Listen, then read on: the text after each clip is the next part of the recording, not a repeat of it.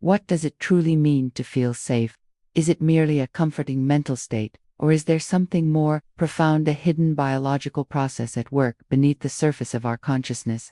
When we talk about safety, we often think in terms of protection from external threats, whether it's the comforting embrace of a loved one, the stability of our home, or the security of a predictable environment. But what if safety is not just a psychological experience, but something deeply wired into our biology? Is safety purely a construct of our minds, or is there a neurobiological foundation that shapes how we feel secure in the world around us? To explore this, let's look at how our brains interpret and react to safety.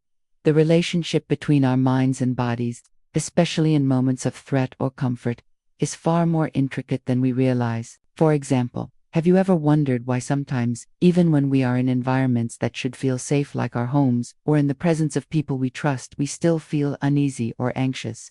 On the flip side, why do we sometimes feel calm and secure in situations where danger seems imminent? The answer lies not just in our thoughts, but in a deeply ingrained biological process that operates at the core of our survival instincts. One of the most fascinating breakthroughs in neuroscience involves understanding how our brains react to stress, trauma, and comfort. Research into how the brain processes safety has uncovered some unexpected truths. One landmark study revealed how even when we think we are safe, our brains are constantly scanning the environment for threats, a process that is often at odds with our perception of security. This seemingly contradictory behavior points to an underlying paradox in the brain's instincts for survival. In fact, certain brain areas, like the amygdala and prefrontal cortex, play a pivotal role in shaping our perceptions of safety, but what they do goes far beyond mere threat detection. Their involvement is far more nuanced than we once thought. In truth, these areas are not only responsible for alerting us to danger, but also for managing our response to safety, comfort, and even trust.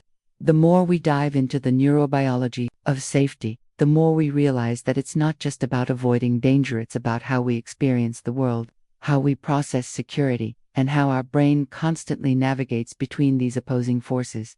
The study of safety, trust, and the neurobiology of security has deep roots in both psychology and neuroscience, with significant contributions from early thinkers who began to unravel the complexities of attachment and fear. One of the pioneering figures in understanding how humans form attachments and, consequently, how they experience safety was British psychologist John Bowlby. His groundbreaking work in the mid-20th century laid the foundation for what we now call attachment theory, which explores how early relationships with caregivers influence our ability to feel safe and secure in the world. Bowlby's research suggested that the bonds we form in early childhood are vital in shaping our capacity to trust others and ultimately, to feel safe within our social and physical environments. Around the same time, Harry Harlow, an American psychologist, conducted his famous monkey experiments that dramatically shifted our understanding of attachment and emotional security. Harlow's work involved separating infant monkeys from their mothers and providing them with two surrogate mothers, one made of wire and the other covered in soft cloths. The monkeys overwhelmingly preferred the cloth mother, even when the wire mother provided food. This simple yet profound observation highlighted the importance of comfort and emotional security, contrary to the previous belief that attachment was primarily based on basic needs like food. Harlow's findings demonstrated that the need for emotional safety was fundamental to survival, challenging earlier theories that downplayed the role of emotional and psychological security. These early studies laid the groundwork for modern neuroscience to further explore how the brain processes safety, attachment, and fear. The brain's evolution to differentiate between danger and safety is intricately tied to the survival instincts that have shaped the human experience for millennia. Our brains are wired to protect us, and over time, they have evolved sophisticated systems to discern threats from safety. The amygdala, often referred to as the brain's alarm system, plays a central role in this process. When we encounter a potential threat, whether it's a person, a situation, or even a memory, the amygdala is activated, triggering a cascade of physiological responses, including the release of stress hormones like cortisol. This fight-or-flight reaction is essential for survival, as it helps us respond rapidly to danger. However, the amygdala does not work in isolation. The hippocampus, another key brain region, is responsible for storing memories and contextualizing threats. This region helps us remember past experiences of safety or danger, and allows us to assess whether a current situation is genuinely threatening or merely reminiscent of a past trauma. In addition to the amygdala and hippocampus, the prefrontal cortex plays a crucial role in regulating the stress response by assessing whether the perceived threat is real and determining how to respond. This interaction between the brain's emotional and cognitive systems enables us to navigate the complex terrain of safety and danger in a constantly shifting world.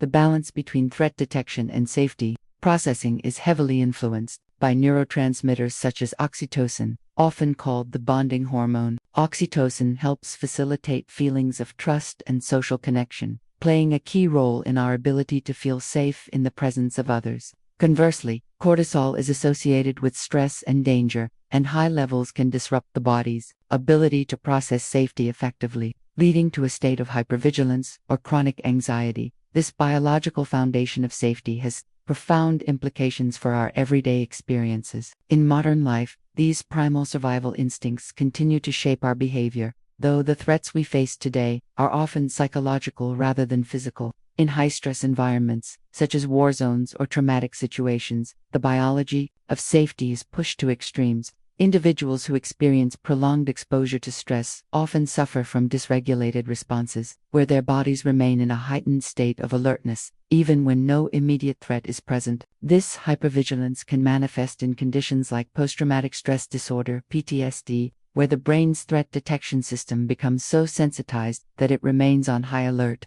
disrupting the ability to feel safe in otherwise non-environments. Conversely, in nurturing, supportive environments, the neurobiological processes associated with safety mediated by oxytocin and other positive neurotransmitters can create a sense of calm and trust. This is why supportive relationships are so critical to mental health and resilience. The presence of a caring person or community can activate neural pathways that promote safety, helping to regulate the brain's response to stress and fostering a sense of security. In today's world, the need to cultivate safety is more pressing than ever.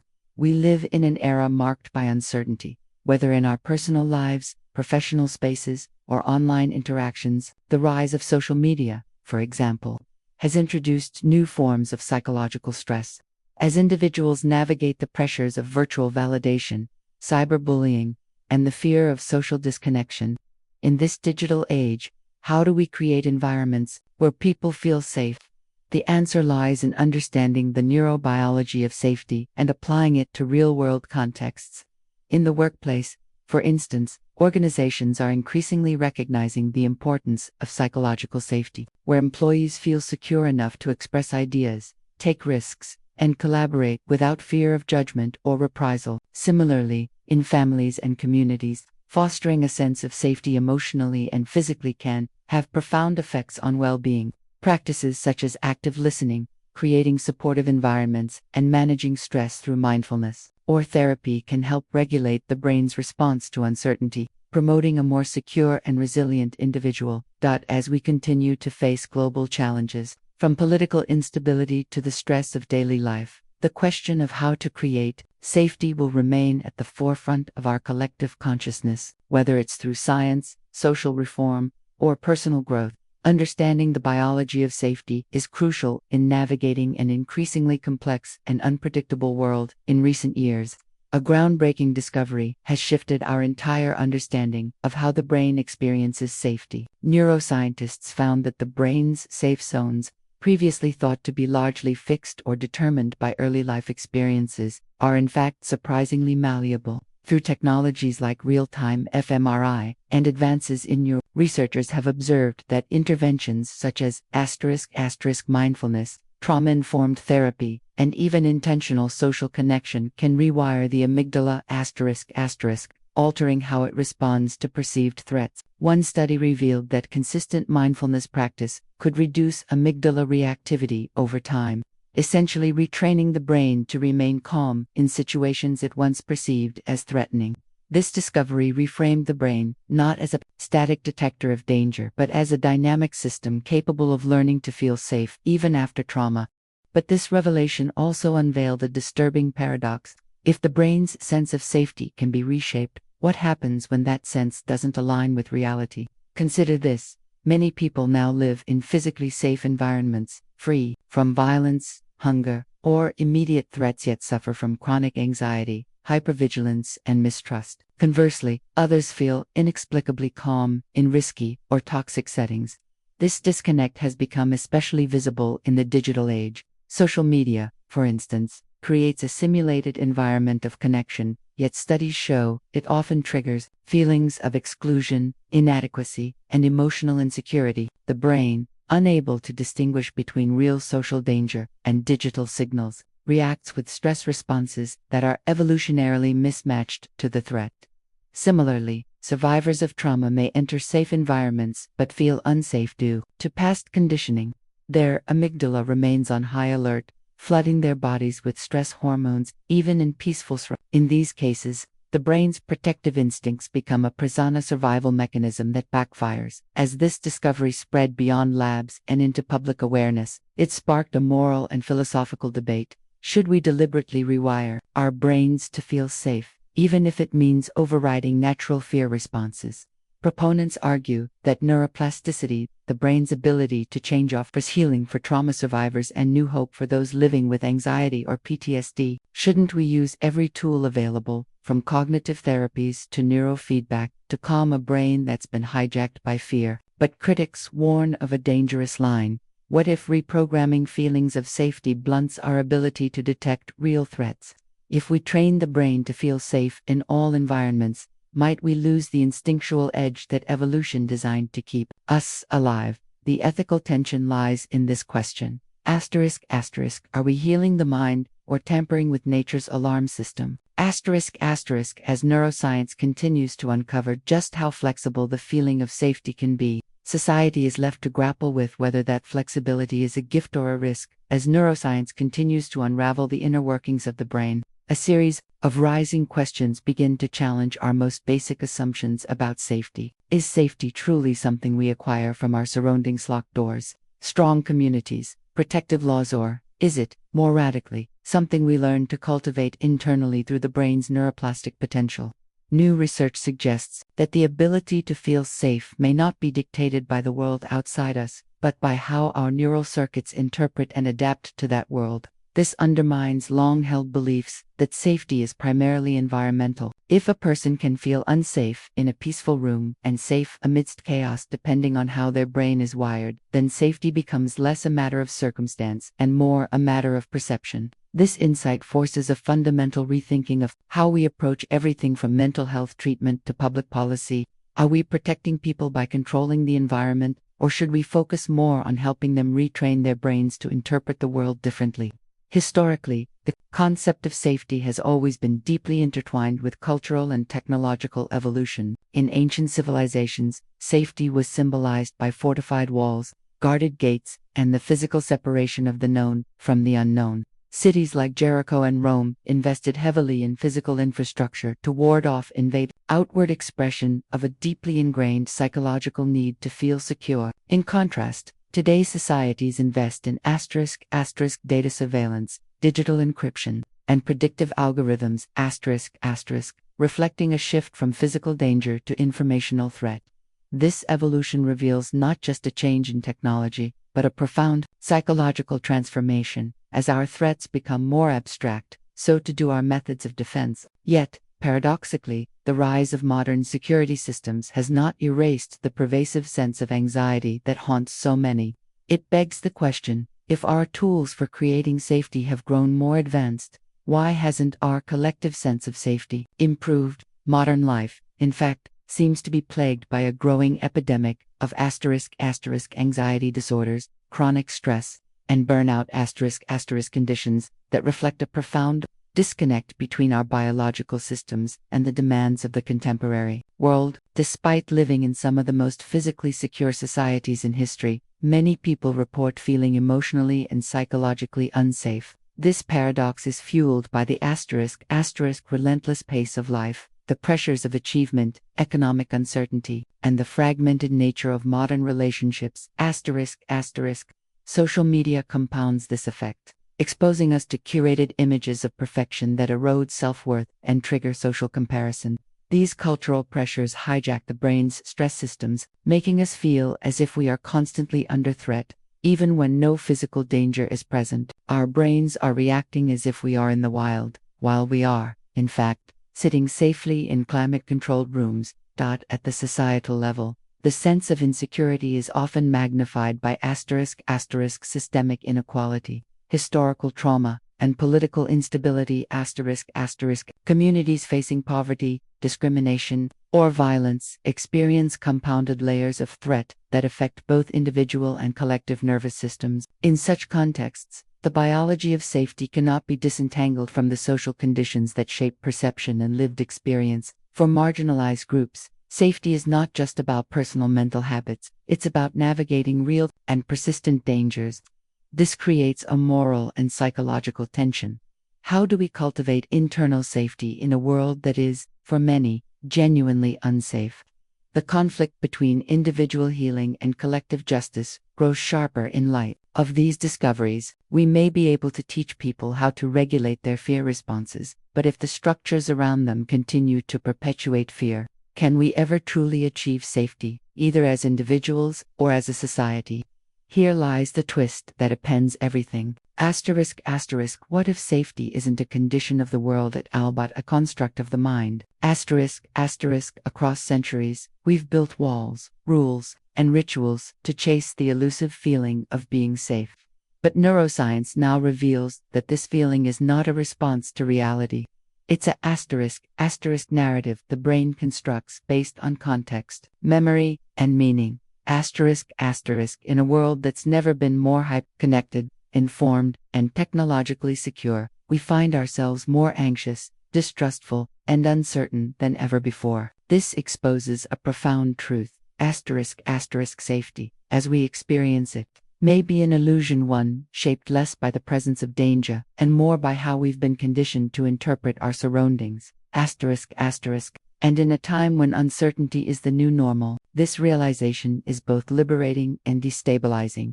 If safety can be built from within, then perhaps it was never something we had to find out there in the first place. But this realization opens the door to a darker paradox. If safety is shaped by interpretation, what happens when those interpretations are hijacked by societal forces that benefit from keeping us off balance? The brain's ancient systems for detecting danger, like the amygdala and hypothalamus, were not designed for a world of 24/7 news, algorithmic outrage, or competitive digital self-branding.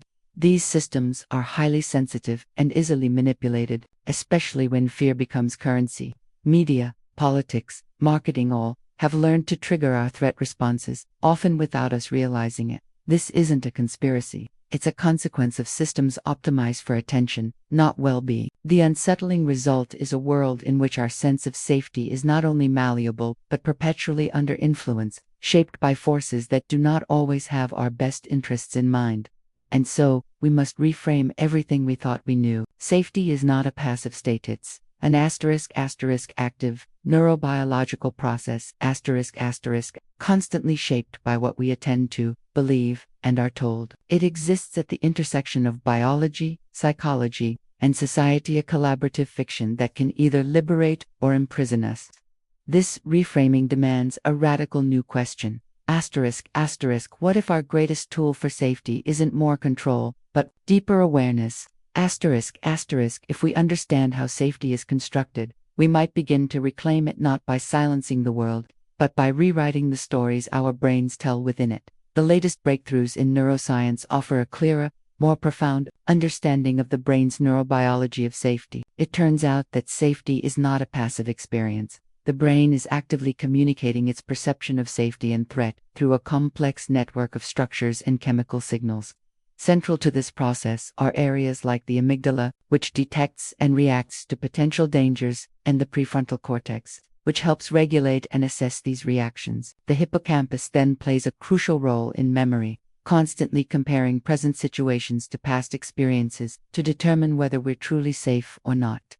In essence, safety is a dynamic conversation between these regions. This communication can be influenced by external factors, like social cues or environmental stability, and internal factors such as prior experiences or even individual brain chemistry. However, this constant feedback loop isn't fixed asterisk asterisk. The brain has the ability to adapt asterisk asterisk and recalibrate its response to these signals, which brings us to the concept of neuroplasticity. Allows the brain to reorganize itself in response to experience, essentially rewiring its pathways. This means that we can retrain our brain's sense of safety, not through external control, but by changing the way we process information. New therapies like mindfulness meditation, trauma-focused therapy, and even psychedelic-assisted psychotherapy are showing incredible promise in this area. Mindfulness helps to regulate the amygdala's hyperactivity, teaching the brain to stay calm in moments of perceived threat. Trauma-focused therapies, such as EMDR, eye movement, desensitization and reprocessing, or cognitive behavioral therapy, CBT, focus on reprocessing traumatic memories, reducing the intensity of the emotional and physiological responses attached to them. Furthermore, early research into psychedelics, such as psilocybin and MDMA, is showing potential in helping patients unlock deeply embedded traumatic memories and reset their emotional and cognitive patterns, fostering a profound sense of emotional safety. This shift in our understanding opens up profound possibilities for healing from past trauma. Instead of being victims of our biological wiring, we are discovering that we have the power to reshape our sense of safety by intentionally rewiring our neural circuits. Safety becomes something we can create, both through individual effort and therapeutic support, allowing us to overcome past fears and cultivate new feelings of security. On a societal level, the key to providing safety goes beyond just physical protection. It's about creating environments that foster emotional connection, trust, and mutual care. Societies can adopt social solutions that focus on nurturing collective well-being. For instance, building supportive communities where people feel seen, heard, and understood can activate the brain's social safety networks, mediated by oxytocin, the bonding hormone. By addressing not only physical needs but also emotional and psychological safety, societies can foster a culture of trust that allows individuals to thrive. Mental health resources, trauma-informed schools, workplace well-being programs, and social justice initiatives all play critical roles in creating a safety net that is both physical and emotional. When we cultivate environments that acknowledge and support the neurobiology of safety, we can foster communities where people feel both physically protected and emotionally secure a holistic sense of safety that is more than just the absence of danger, but a thriving, resilient, and interconnected state of being. As we step back and reflect on the science of safety, we are confronted with profound and humbling truths about our existence. Safety, as it turns out, is not a final destination, is a dynamic, evolving process, one that continuously shifts between the realms of biology, psychology, and society. The very idea that we can manipulate and reshape our sense of safety by understanding the brain's intricate neural circuits reveals an astonishing truth. We are not merely at the mercy of our surroundings, we are active participants in creating our own sense of security. And yet, in a world marked by change and uncertainty, true, unshakable safety may remain elusive. What does this tell us about the human condition? Does true safety even exist? Or is it something we must continuously seek and build, moment by moment, neuron by neuron? Perhaps, in the end, the pursuit of safety is not about finding it outside of ourselves, but about learning to build it from within. And in our relationships with one another, safety, then, becomes a fluid, subjective experience that we actively shape, influenced by our personal histories, our social bonds, and the environments we navigate. As we consider this, an open-ended question arises. If safety is, in fact, a construct of the mind, what does that say about our ability to shape the world around us? If we can rewire our neural circuits, rewrite our interpretations of danger and comfort, does that mean we also have the power to transform our external realities? Can we create not just safe spaces, but a safe world, not merely by controlling the environment, but by deepening our understanding of one another and building more resilient, compassionate connections? Is it enough to simply feel safe, or do we need to actively create safety in every aspect of our lives through human connection, understanding, and shared resilience? This question forces us to confront not only our personal beliefs about safety, but also our collective responsibility for cultivating environments that allow all people to feel secure. In the end, perhaps the most awe-inspiring realization is this: there is still so much to learn about the delicate, intricate balance between fear and safety in our lives. The human brain, capable of both tremendous vulnerability and remarkable resilience, continues to reveal new layers of complexity. And as science continues to unravel the mysteries of how we perceive and create safety, we come to understand that the quest for safety is not a fixed goal, but an ongoing journey one that requires both an awareness of our biological wiring and a commitment to building the kinds of relationships, communities, and societies that nurture the deepest sense of security. In this light, the true power lies not in the illusion of perfect safety, but in our collective ability to evolve, adapt, and create safety together. The journey itself, full of uncertainty and discovery, is perhaps the greatest form of security we can find.